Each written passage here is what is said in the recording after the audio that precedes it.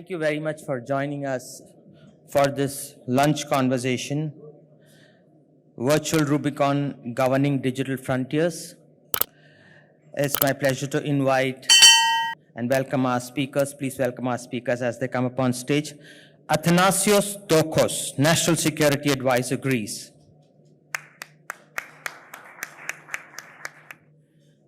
Rajiv Chandrasekhar, former Union Minister of State for Electronics and Information Technology, Skill Development and Entrepreneurship, and Jal Shakti, India.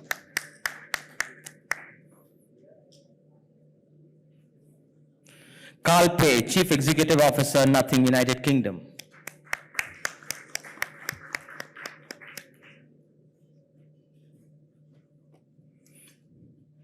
Erin Saltman, Senior Director of Membership and Programs, Global Internet Forum to Counter Terrorism, United Kingdom. And our moderator, Pranjal Sharma, Economic Analyst and Author, India. Over to you, Pranjal. Thanks for joining us today. It's a discussion on a topic that impacts everyone, all of us at an individual and institutional level. We are living in a world where borders don't seem to matter anymore. National borders, corporate borders, personal space borders. So one of the questions that we're going to be looking at, I mean, there are several questions, but what we need to look at is how do we manage security in an era of rapidly vanishing borders? Technology is bringing us together in many ways, but sometimes removing those borders also creates as much complication. I think there's a trilemma of sorts that we have to address. One is about the supply chain and hardware, because you don't always have full faith in hardware as we used to earlier. We also look at issues of personal space. Personal space is disappearing. You don't know what is private, what is public. It's being constantly redefined. National security becomes a very important issue. Enterprise security, national security, personal security, and wrapped up in all that is tech sovereignty. Everybody wants to be in charge of what they're doing. So again, while technology is bringing us together, it is also creating the need for creating more walls.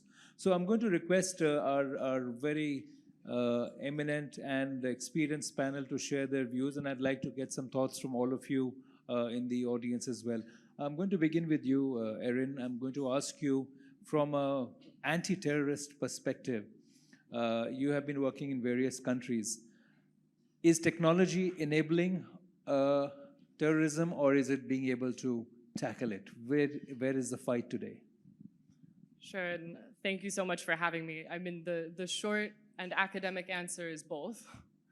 And, working with 32 companies around the world, big and small, your big ones, your Microsofts, your Googles, your Airbnbs, your Zooms, your Metas, but also very small ones like Just Paste It based in Poland or Yubo and Dailymotion based in France, you really see that when we think of the internet, it's very heterogeneous.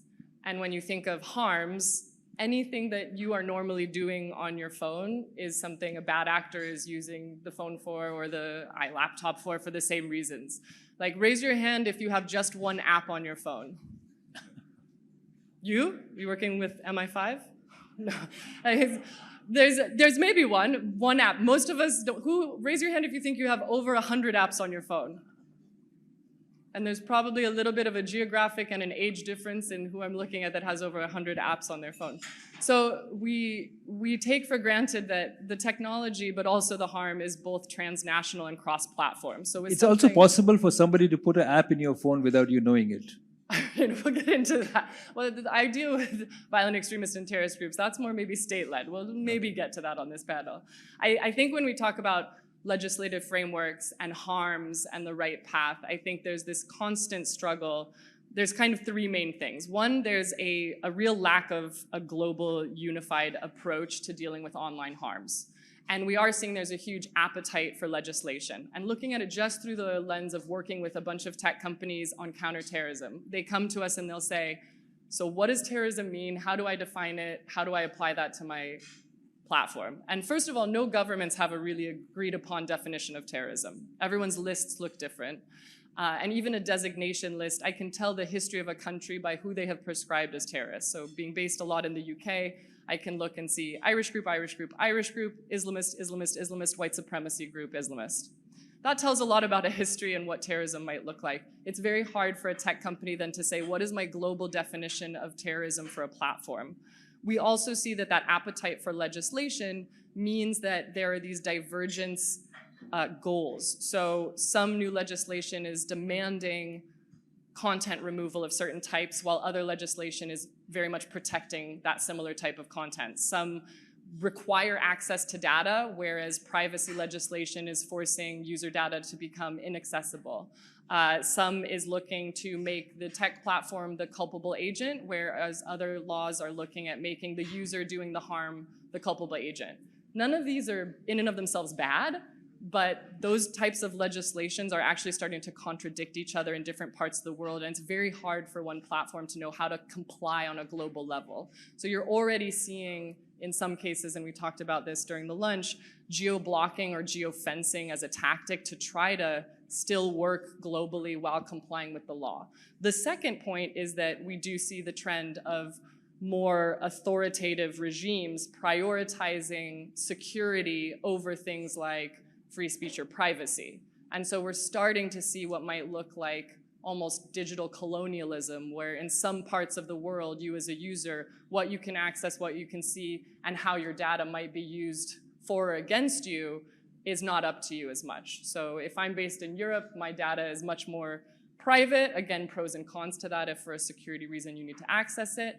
But in other parts of the world, that data can be used and tracked, and I might not always have visibility. Transparency is not always applicable. And then lastly, we do see this obstacle faced by global tech companies, that there is no UN for the internet. So even though the UN has made statements that access to the internet is akin to a human right at this point, there is no body that tells you what baseline free speech looks like, baseline privacy, baseline security. So everyone's having to draw a slightly different line in the sand. And we are very cause and effect. So after Cambridge Analytica, after Snowden revelations, there were pushes in some parts of the world for mass privacy. And then you get child exploitation cases, terrorist cases, and then there's pushes for more access and security. So I think there's a very heterogeneous landscape. We are already seeing less of this ocean of equitable space online, and you're already starting to see users and companies that are going to have to feel and look different in different parts of the world. Thanks, Erin. Rajiv, I'm going to come to you as a minister. A lot of people have seen you and heard you as a policymaker, as a member of parliament, but many of you would be pleasantly surprised to know that he was a coder. He started his career as a tech geek, if I were, and he also was among the first companies to launch mobile networks in India. So you've seen the journey of India's mobile revolution, where you have more than 1 billion people connected online. But it's also creating the digital space into a war zone of sorts.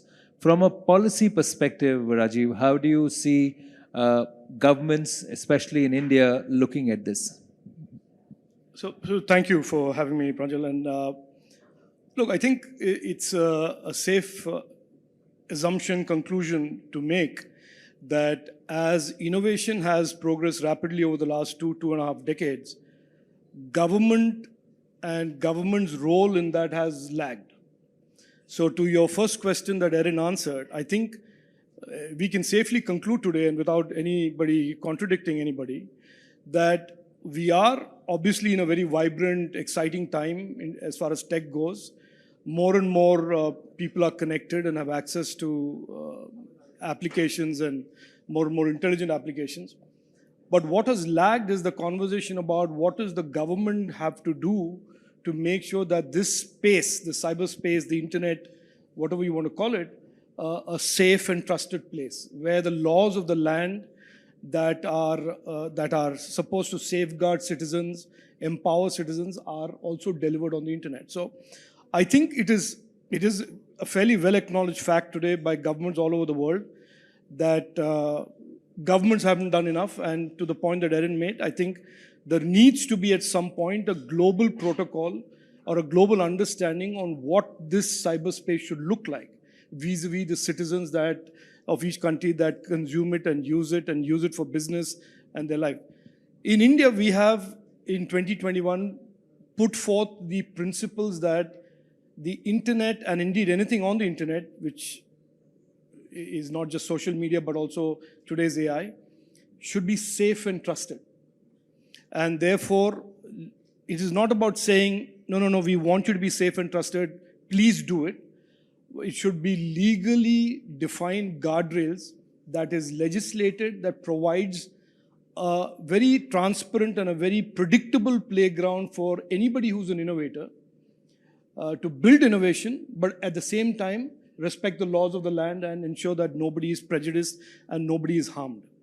One of these pieces of this framework is the personal data protection law.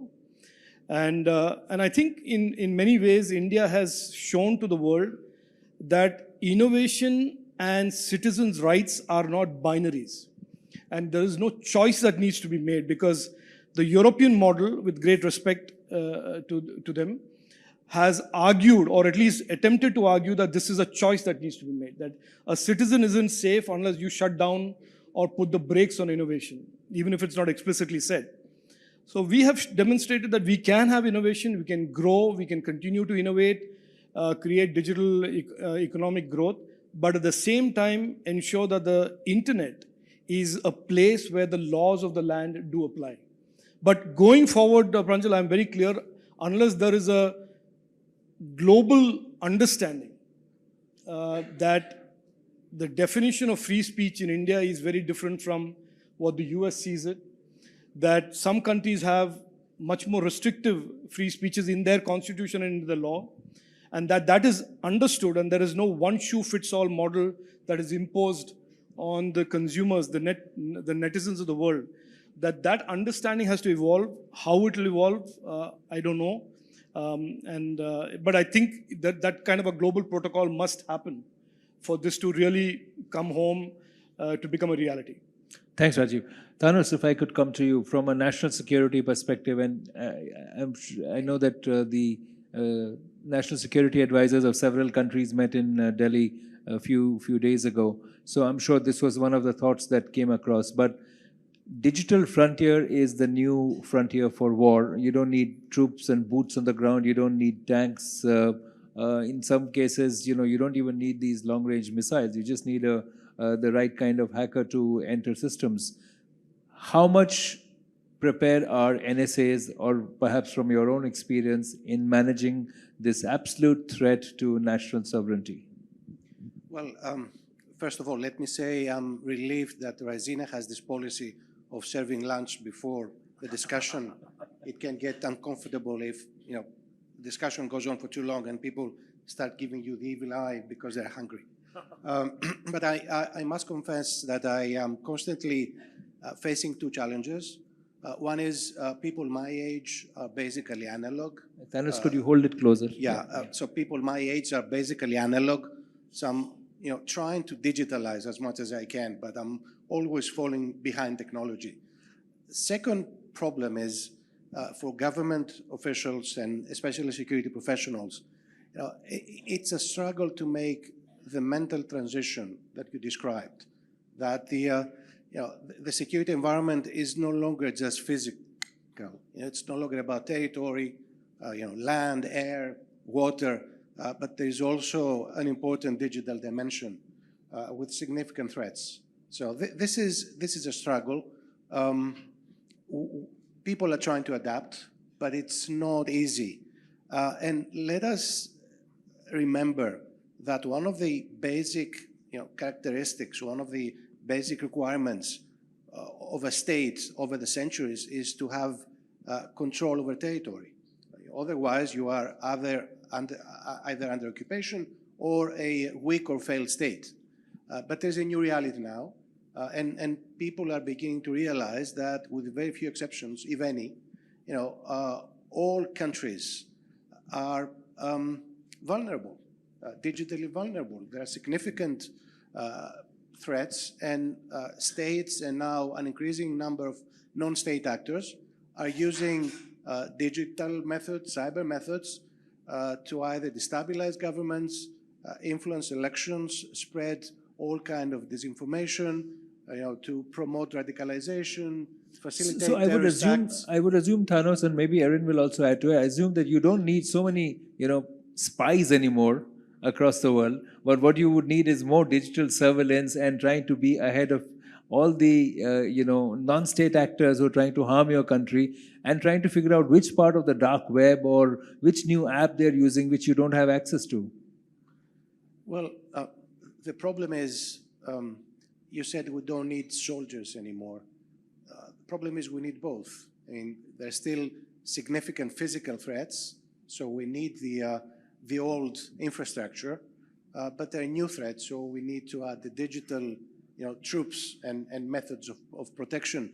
And unfortunately, with open sources of information, of intelligence, you can go a long way, but you still need someone to snoop around and get the last bit of information that will help you understand what's going on. Erin, I'll come to you, but let me come to Carl if you're ready, Carl. Because today, if somebody wants to do harm to anybody, first thing they do is switch off their phone. Okay, I'm off the grid. I've switched off my phone, and now I can get away by almost doing anything. I won't say nothing, but anything. Mm-hmm. So, Carl, in your view, how much of this security is an important concern for a technology and a device maker like yourself? I know you said you're a small company, but it's not just about you. It's about the entire industry and the ecosystem. Yeah, I think the way we think about it is that we just have to follow the local laws and regulations in the different countries that we operate in. And the only hope that we have is that the information is transparent, it's easy for us to access, easy for us to action on, and it's fair, meaning that, as a startup company, we already have a lot of different cards stacked against us. For instance, when we buy supplies from the component suppliers, we already have to pay a much higher cost. So this is just one example, but in every field of a startup, it's just more difficult to operate. When it comes to the talent market, it's harder for us to get the best talent because there's higher risk being associated with our company. So when it comes to regulatory stuff, we're super happy to comply. We're going to be very nimble, but the only thing we want is that it applies to everybody, and we can really level the playing field when we're trying to compete for the market. And we will try and work harder than everybody else, because as a smaller company, we do have to do that in order to compete. I think perhaps another consideration is that for a younger company, we're not able to invest as much in our infrastructure when it comes to policy and the regulatory side of the business. We're very concerned about how do we gain market share, how do we make consumers love our products. So the more simple and straightforward these things can be, the easier it will be for us to also compete in the market, because we're not able to build such a big team at this stage. That's a great point, actually, Carl. And Erin, maybe you could address this. Simple and straightforward, because complications or complicating the regulatory structures don't always make things easier. But there is still that challenge. How do you propose that policymakers and companies engage on this? Yeah, I mean, I work with the tech companies, so it's hard enough to boss the tech companies around. That's my job. It's not my job to boss governments around, but I'm always happy to tell them what to do, and they can take it or leave it. I do think, because we've seen so many case studies of legislation that has come out in the last few years targeting online services, I will say what broadly makes for better legislation and worse legislation, and I'll try not to call out people, but good legislation is when governments govern and let the tech decide what the tech solution for it is. Sometimes you get legislation where governments are trying to tech the solution, and by the time it takes a year, 3 years to get that legislation over the line, the technology has moved on.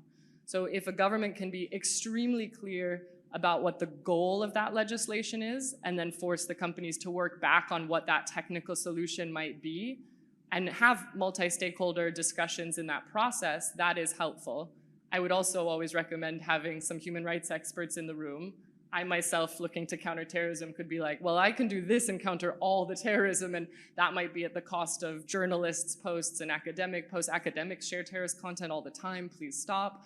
And so, you don't want to over-censor at the cost of a security measure either. So having really clear goals for the legislation and then working backwards on the technology, let the tech and let the govern is very important. And then just to bring in some, so I'm usually the Debbie Downer because I'm the terrorism person, counterterrorism person. Just to talk for tech companies, we've been talking a lot about artificial intelligence and it's been hinted at here. Tech companies have been using AI and machine learning models to counter terrorism and harms for over 10 years. And so it's not all doom and gloom. And actually, the technology really does help tech companies get at the scale and speed of how harm might travel in really innovative ways. And some very specific ones, just to make people understand that it's not just a lost cause out there.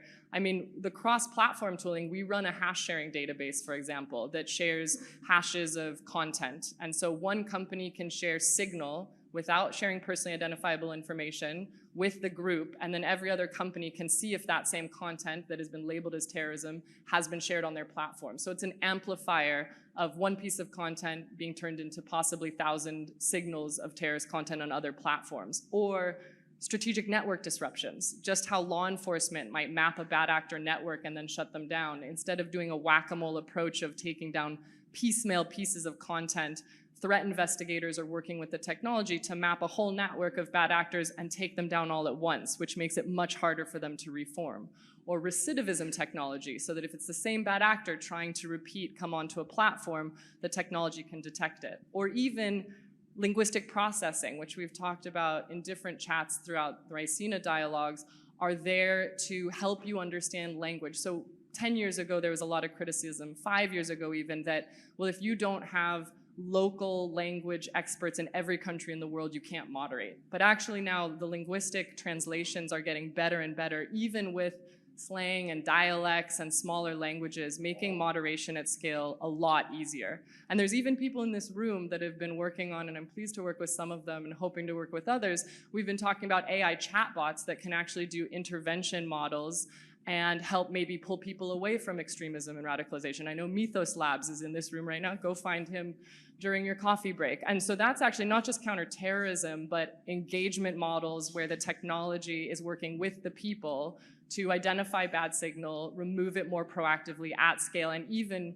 move into a counter-extremism space where you can redirect people away from really harmful networks. Language is a good point. You know, by the way, I don't know if many of you have seen, but the latest trend right now is that all the Indians are trying to teach Grok the swear words in various Indian languages. So, you know, you ask a question, Grok comes up with all these Indian language words which we would not use in any civilized company. So, you know, that's how citizens tend to get their revenge on AI bots. You know, you refer to a UN for internet, but given the fact that UN is being questioned so much, I may not want to use that phrase anymore.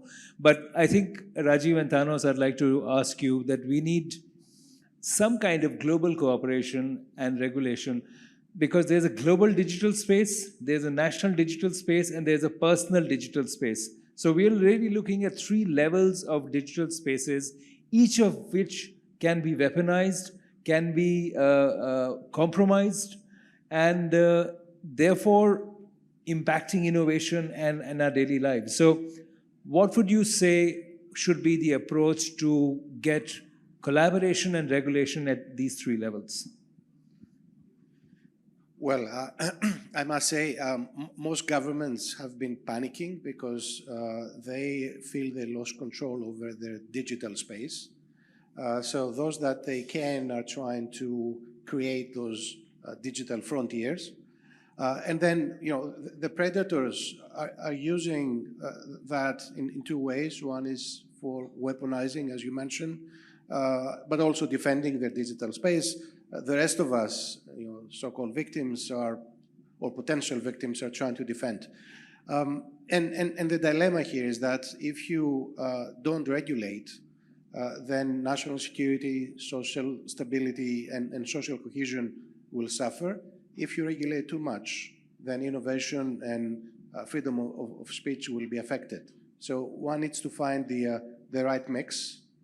And to do that, we need not only government cooperation, but also we need to involve all the stakeholders, private sector, everyone who has a say and a role in that business. But then the other problem, talking about regulation, and my co-panelists know much more than I do about possible models.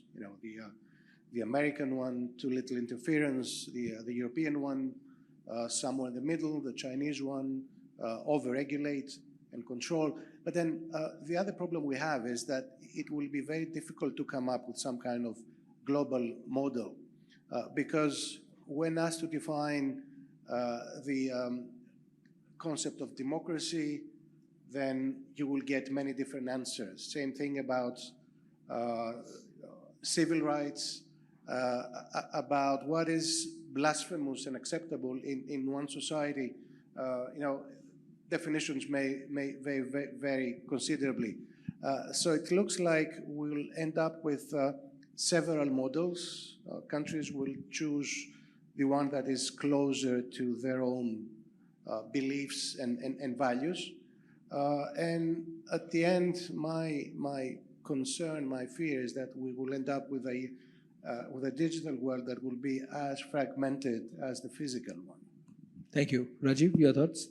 Yep. So, Pranjal, this is obviously a topic on which I've thought about and spoken about quite a bit.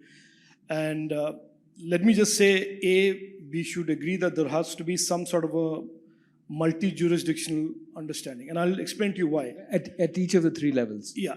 And if you just take cyber crime for a minute, 85%, and we've done the study in India, 85% of all cyber crime / incidents are multi-jurisdictional, where the victim is in one jurisdiction, the perpetrator is in a second jurisdiction, and sometimes the consequences are in a third jurisdiction. So by the very nature of this, you can come to a very commonsensical conclusion that unless the three jurisdictions cooperate, the perpetrator of the crime or the incident will never be brought to book. I mean, just common sense. Now comes, how do we achieve this and how do we do this? I will certainly tell you the United Nations is not the way to go. I mean, on that, let's be very clear. Okay, so there's some agreement on that. Yeah, I think in 2010, there are a few countries in the world that attempted to take regulation of the internet from the ICANN to a body called the UN SERP. We opposed it, India opposed it, and that fell through. Certainly United Nations is not the one. Just to take up what Thanos said just now, I don't think we should believe that it is possible in the near term for all countries around the world to get all warm and huggy and fuzzy about it and agree to some global protocol. It's not going to happen. I think something else is possibly much more realizable, which is that certain countries, especially democracies, that see the threat, see the challenges through a common prism, will start collaborating on creating some protocols. And what will end up happening is you will have these corridors of trust built between like-minded countries who agree to cooperate rather than the entire global internet. And that is much more doable. That is a conversation that many countries are already having. The NSA levels are having it. The digital regulators are having it. But let's be clear that innovation will continue to gallop and will continue to outpace anybody's imagination, and that is just a fact of life. That is a normal that we live in. But governments have to step up and not just be mute spectators to this. They have to create these light touch but very clearly defined regulations and guardrails. It is an obligation on their part, a duty on their part to their citizens that they do this. I agree with one point that Erin made, that when governments tend to get prescriptive over the guardrails, they will fail. Because by the time a government wraps its head around what is the prescription and how it works, the technology has moved ahead. So it is to be principle-led. These protocols are issues that we can have countries that are democracies start discussing. And maybe the whole world doesn't join in the bandwagon, but some countries start and take the start and move in that direction and create these model of corridors of trust or groups of trust as we are seeing also in the supply chains. Like a coalition of trust. So, Erin, I'll come to you, but I'd like to get some thoughts from you. Maybe have some mics in the audience, please. If you can have the team ready with the mics, I'm going to request you to share your thoughts. But Erin, you wanted to come in. Yeah, just 2 words on this. I think for many tech companies, and for newer tech companies coming into the scene as well, and I was pleased to find out I do own a nothing phone. It's really good, it's great. For smaller and medium companies coming into this space, they are already facing 10 years of what has become a lot of negative clout towards the tech-government relationship. And actually, to fully understand the harms that we're looking at, you do need a lot of dialogue between what platforms are seeing as threat signal and what law enforcement sees, what civil society being affected on the ground sees. And again, talking just from looking at counterterrorism and counter-extremism, a platform can only see what's on its specific platform. But as we pointed out at the beginning of this session, we're all using multiple platforms. We're sharing on one platform a link out to a third-party platform. We're saying, oh, this is public, but I'll have a private chat with you over here on WhatsApp. And so even understanding harm signal is spread across platforms. So governments we do need the time to rebuild a little bit of trust just so that threat intelligence can be shared between the sectors a little bit better, and also to bring in experts. I mean, we've been working with ORF and have had people like Kabir in the room contribute insights to make sure that we share those with tech companies, because a lot of times experts and their knowledge isn't reaching the tech companies that they are criticizing and finding bad content on. And so actually we do need to bridge that gap. And then to the point of, I don't think we're gonna find one definition of terrorism to rule them all. There's millions of PhDs written about it. We're not going to find one perfect line in the sand between this dilemma of privacy, free speech, and security. However, I would love governments, again, not my job to tell them what to do, but if you're taking notes, just define the edges of the puzzle for us. Like, what is the bare minimum that we need to comply with for privacy for users? And what is indefensible as curtailing free speech, and what are some basic guidelines that we cannot go beneath for safety and security? And so just defining the edges of the puzzle allows us to draw different lines within that puzzle framework, but we're not going to probably find one rule to rule them all. It will be the edging that companies are looking for that. Carl, please.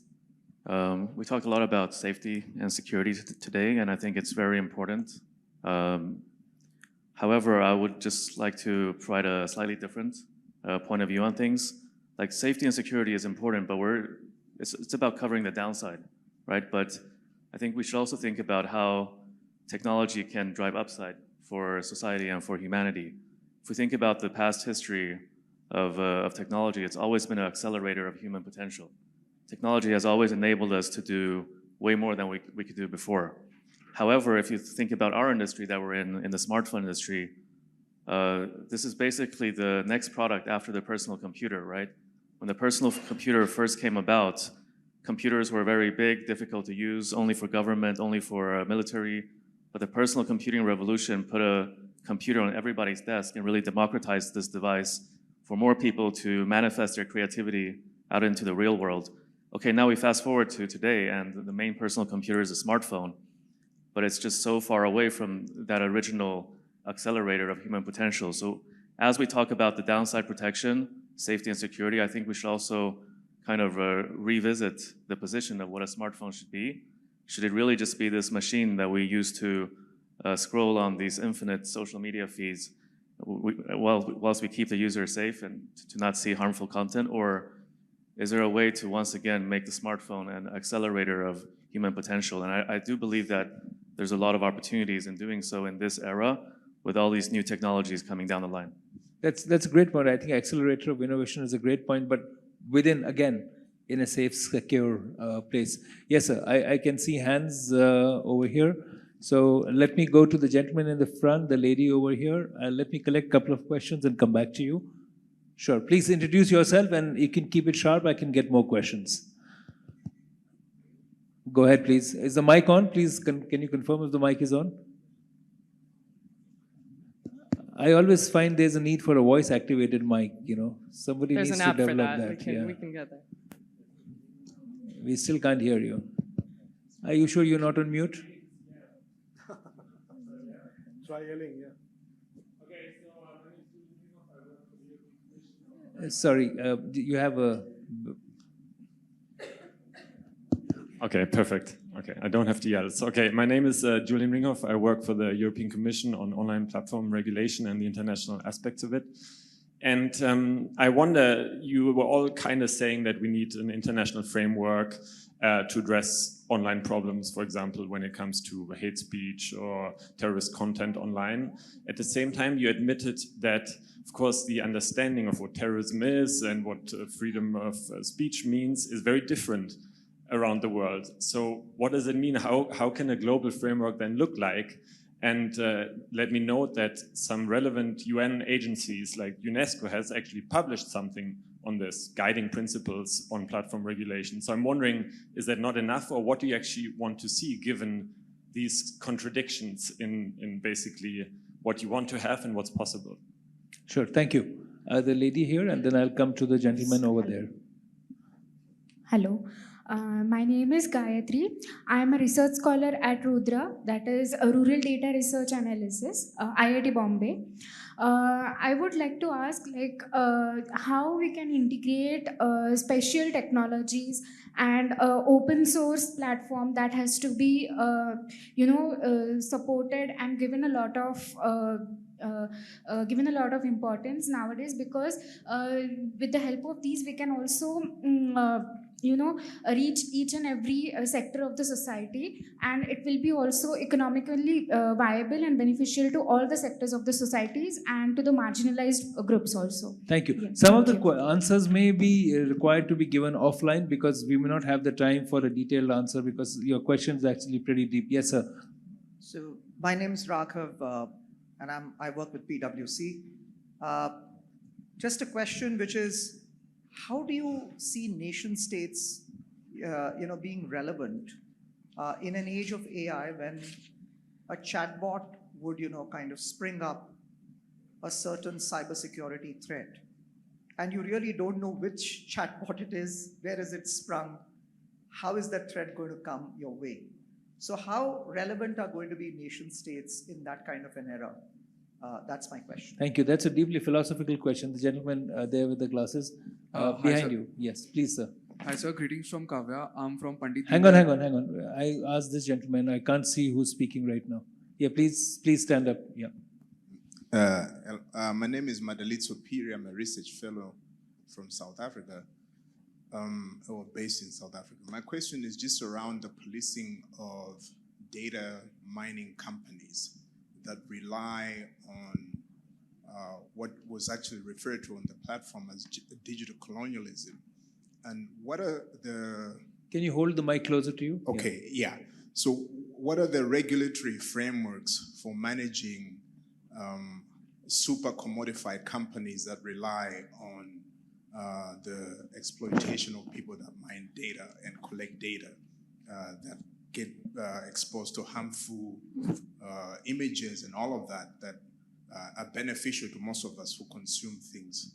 Sure, thank you. Got that. The gentleman right at the back, I'll take your question, then we'll come back for a second round. Thank you. Hi, greetings from Kavya. I work around nuclear energy policy associated with Pandit Deendayal Energy University. I have a question regarding, given the advancements of quantum technology, how we are policy-wise and tech-wise addressing the cryptographic threat associated with it. Also, are nations primarily investing in quantum capabilities to achieve superiority in information warfare, or it is a focus on ensuring that no adversary gains on the unconsented strategic edge?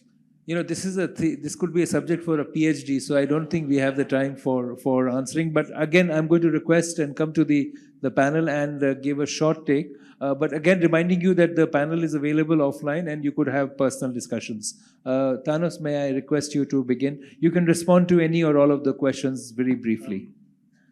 4 bullet type reactions. First of all, about the relevance of governments in an AI world. I hope I will be retired by then, so just need a few more years.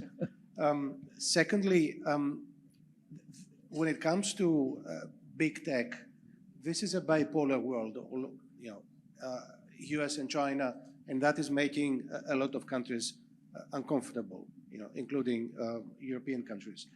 Third point, I sympathize with the idea of lowest common denominator, as the only thing that might work. Unfortunately, in the EU, we have a bad experience because lowest common denominator sometimes amounts to very little. Last point, I also like the idea of corridors of like-minded countries, because let me make the analogy to supply chains. It used to be global supply chains. Over the past few years has been about shorter, more secure supply chains, friend shoring. So one could apply the same logic to digital corridors. Why not even security corridors between like-minded countries? Hoping that maybe later on there will be opportunities for something broader that will cover much, if not all, of the globe. Thank you. Rajiv? I think there was a question about why, if UNESCO has already put out some guidelines, why are we not following them? The fact is, they are not law. If you have lots of people out there saying, thou art better off if you do this, the big tech platforms are not going to listen to you. When I talk about a global protocol or a protocol across trusted nations, it's about the laws in those countries reflecting that protocol. And that platforms are therefore required to be compliant across laws across a group of countries. Just having people stand around and say guidelines is exactly what big tech companies love, which is that you can evangelize and pontificate as much as you want, but we will keep redoing the social charter and the social contract the way we like it. So that's my answer to that question. Open source, absolutely on the money, that question. In the context of AI, there is a clear battle today where there are big companies that are not interested in open source AI. And I was in a recent panel where somebody actually very openly said, we are against open source AI. And that person or people who subscribe to the thought are people who don't understand the history of tech. There used to be an MS-DOS, and then there was Linux and Unix. The history of tech is that open source will prevail, and anybody who tries to put the brakes on it and try and say open source should not be permitted will fail. So we are completely, at least I am very, very clear that in the emerging AI world as well, open source is going to be very relevant. Will nation states matter? It must. It is the narrative of the big tech that boundaries don't matter, nation states don't matter, laws don't matter, and only the guidelines in Fremont or San Francisco matter. And it is for countries that have laws and that have democracies like us to say, no, we have a different view.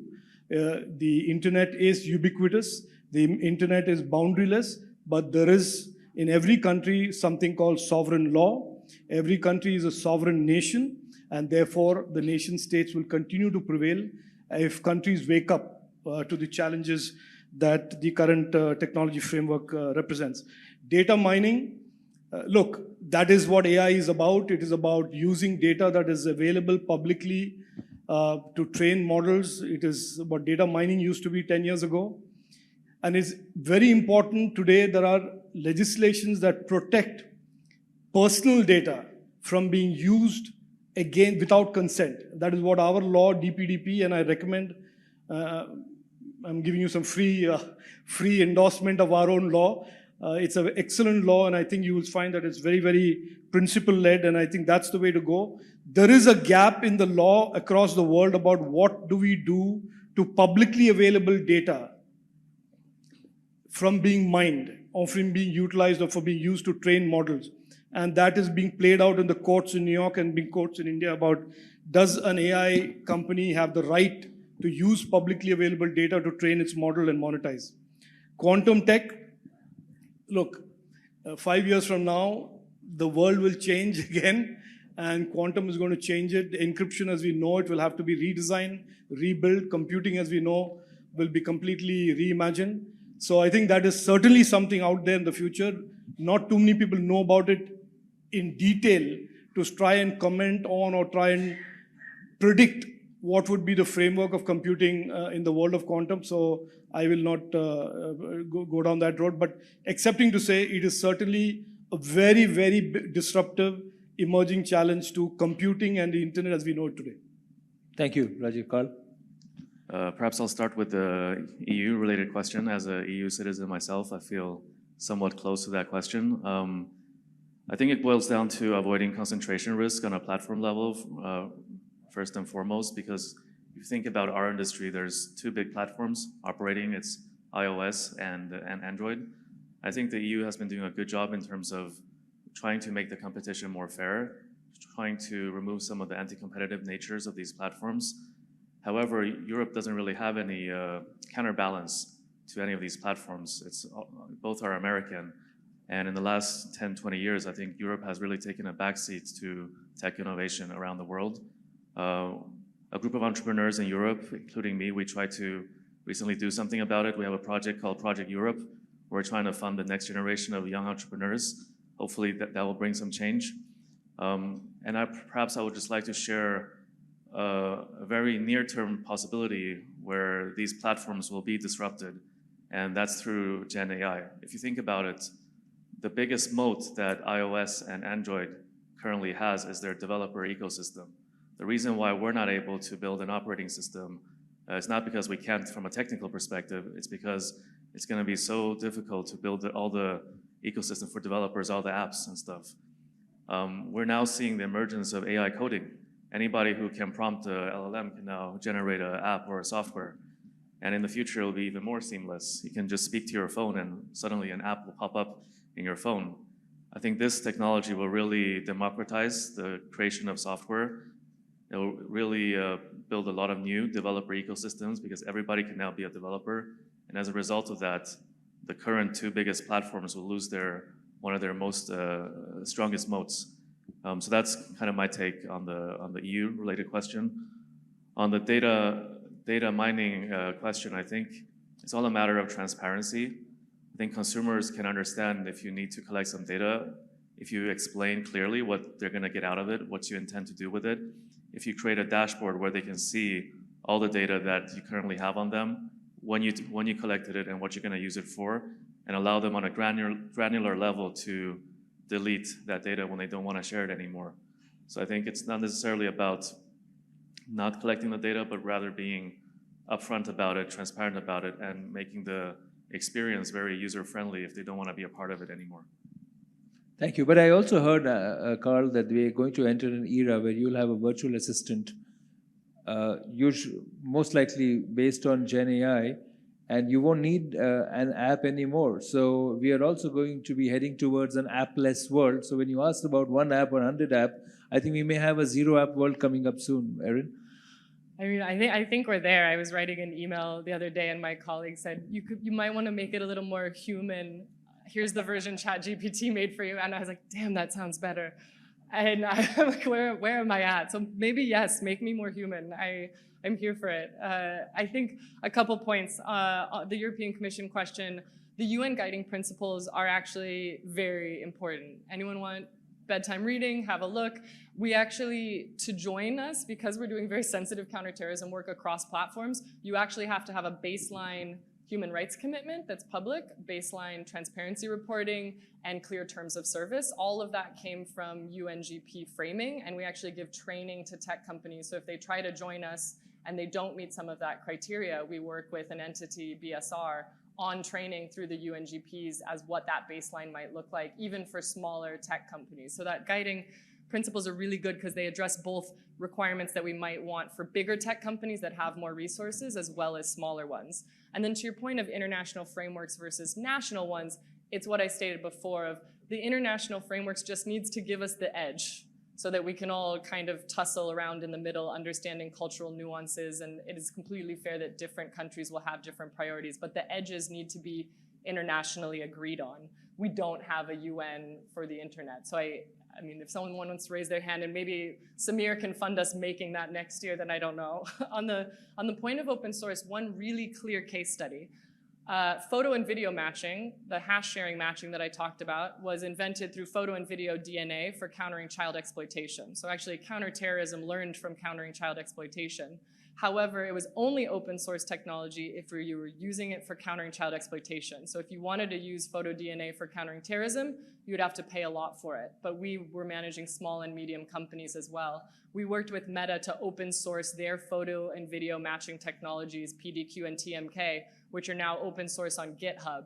And that has allowed a bunch of other companies that otherwise wouldn't have been able to license that or develop it themselves to apply and use that technology. So that's how you see very practical use cases of getting at harm through shared cross-platform open source. And on the digital colonialism, we are seeing that. So again, without this framework of best practices for our edges, we are already seeing that your data feels different. I'm based in Europe, so there's DSA, there's GDPR, there's e-privacy. My data is going to be treated differently than other parts of the world, what it is allowed to be used for. And so using privacy laws, IP laws, transparency laws, that will be really helpful, but that doesn't exist everywhere. And then on quantum technology, the biggest immediate issues will be, as mentioned, encryption, that all your encryption could just immediately be broken, and passwords, that all your passwords are pretty much obsolete. But we're already all being trained by our technology to use 2 and even 3-factor authentication. You can see there's a lot of people that are only focused on the preservation of passwords and encryption, and your technology is kind of already training you in that direction of being resilient when that quantum technology comes. There's a million other things we could talk about quantum, but that's for a few more PhDs. Sure. Before I can, Jubel, I just want to check with you, how much time do we have? Because watch says one thing, but do we have a few minutes, or how much time do we have? 5 more minutes? Okay, so let's get questions. I can see, green shoots of hands. There was a lady there who I saw who had raised her hand earlier, but I don't know where she is. But okay, the gentleman over here. Yes, please go ahead. Keep it very brief, please. My name is Adyat Verma. And my question will be direct. Carl, I have been followed your journey since OnePlus, and with nothing, you have built a brand that challenges the status quo. In an era where the data privacy is a growing concern, what concrete security innovations has nothing introduced to protect users? And how do you ensure that the current organization of yours doesn't follow the same data practices as larger tech giants do? I mean, someone has to set a more functional benchmark, especially app tracking users' activity for advertisements and AI integration with the user interface like ChatGPT. Some of these questions are like essays. You guys are terrific with the deep questions. Okay, we'll have one question from him. Keep it short, please. So from those days of horse to sleighs via Tesla, it's human who drove or steered technology. Since our honorable minister is an Intel's insider, I would like to make him addressee. My first question is: there's a theoretical line. It goes FANG, F-A-A-N-G. I'm sure he's aware of. It's the Facebook Amazon. What's your question? Please be sharp. We have 30 seconds. Is it a myth or a monolithic norm that these are the a set of companies which makes the algorithm runs the world? And number 2, no, one question only, please. Sorry, I'll have to pause you here. We'll take one question from the gentleman at the back.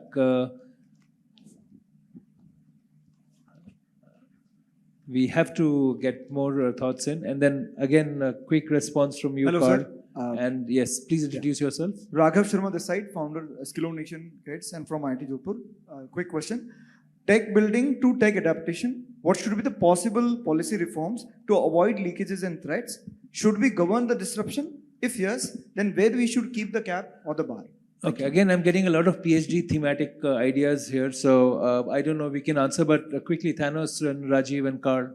Right, a quick point about regulation. So the ancient Greeks had this obsession about avoiding extreme actions or behaviors. So,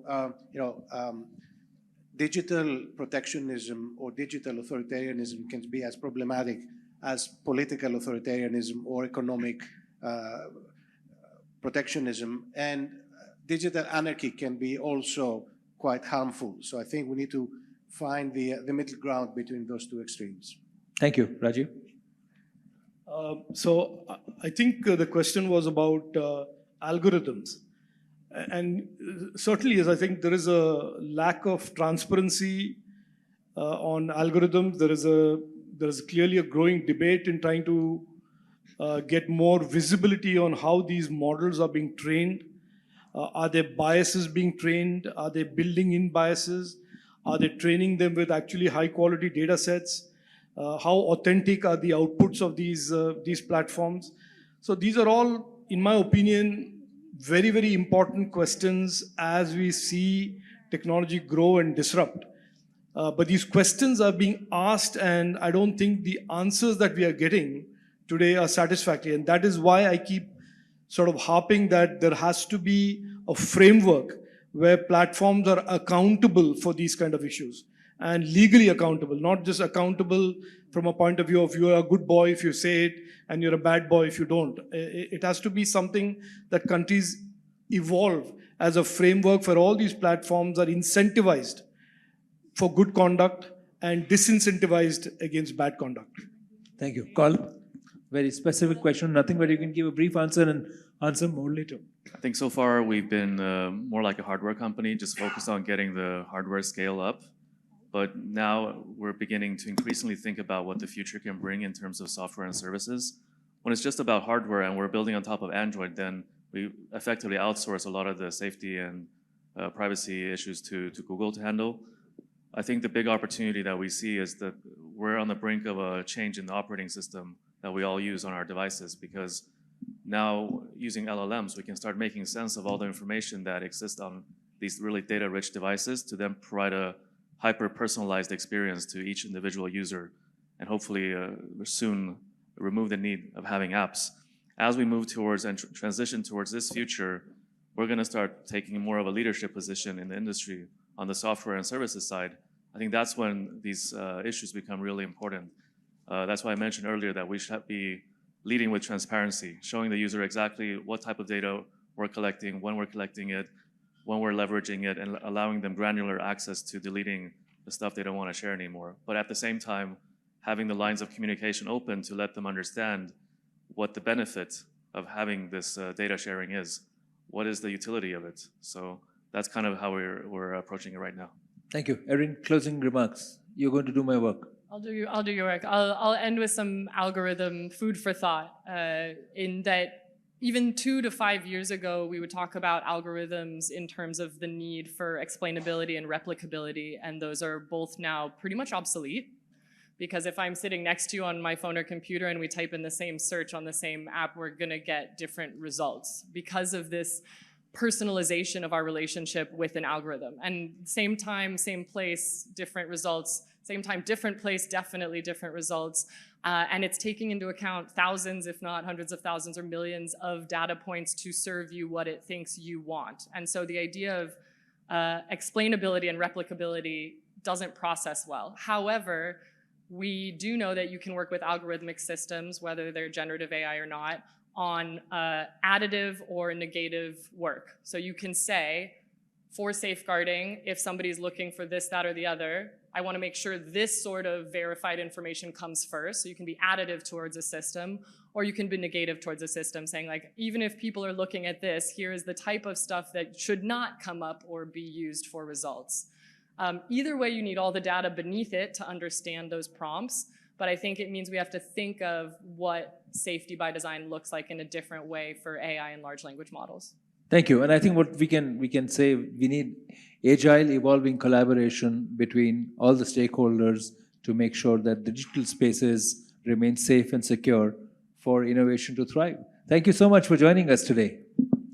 Please join me in thanking the panelists and the speakers for their ideas.